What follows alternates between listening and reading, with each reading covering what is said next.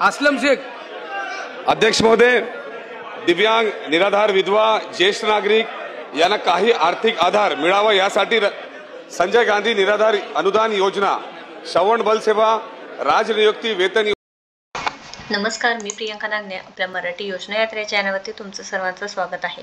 संजय गांधी निराधार अनुदान योजना असो, वयोवृद्ध योजना आहे, श्रावण बाळ योजना आहे, विधवा योजना आहे, या योजनेअंतर्गत लाभार्थ्यांना काही पेन्शन दिले जातं, पण यासाठी प्रत्येक वर्षासाठी उत्पन्नाचे प्रमाणपत्र काढावे लागते। आता दिव्यांग असतात किंवा जे काही अपंग लोक असतात त्यांना काय होतं की किंवा वयोवृद्ध असू द्या, त्यांना ऑलरेडी खूप त्रास असतो, ते पहिल्यापासूनच खूप त्रास असतो आणि हे वार्षिक उत्पन्नासाठी उत्पन्नाचा दाखला काढण्यासाठी तहसीलदार कार्यालय असो किंवा वेगवेगळ्या ठिकाणी जाऊन त्यांना फेऱ्या माराव्या लागतात किंवा काम पडतं। त्याच्यामुळे इथे निर्णय घेण्यात आलेला आहे। अधिवेशनात याबाबत चर्चा झालेली आहे। याबद्दल संपूर्ण सविस्तर माहिती या व्हिडिओच्या माध्यमातून दिली आहे।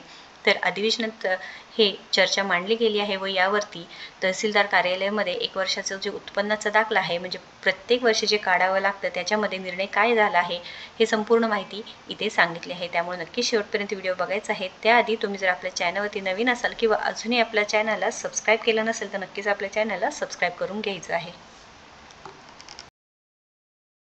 असलम शेख।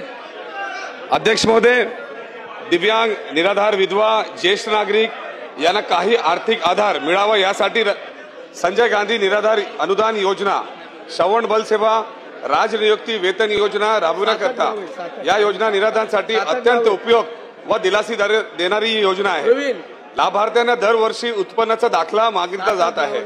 याच्यात महत्त्वाचा प्रश्न हे आहे की जे दिव्यांग आहेत, ते चालू शकत नाही, त्यांना दरवर्षी पहिल्यांदा तर आमदारकडे जावं लागतोय, मग आमदारच्या नंतर ते तलाठीकडे जाणार आणि तलाठीच्या नंतर ते तहसीलदारकडे जाणार।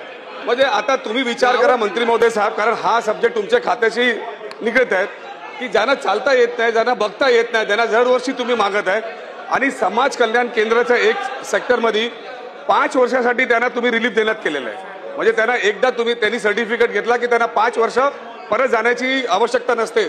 मग आता हा जे ज्यांना बघता येत नाही, ज्यांना चालता येत नाही, त्यांच्यासाठी पण तुम्ही तशीच हे कारवाई करणार की नाही?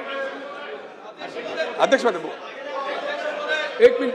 सभापती अध्यक्ष महोदय, परवाच याच्याबद्दल दिव्यांगाच्या उत्पन्नाचे प्रमाणपत्र आणि संजय गांधी योजनेला प्रत्येक वर्षी लागणारे प्रमाणपत्र हे दरवर्षी लागू नये याकरता बैठक झाली आहे। लवकरच याचा शासन निर्णय निघतोय।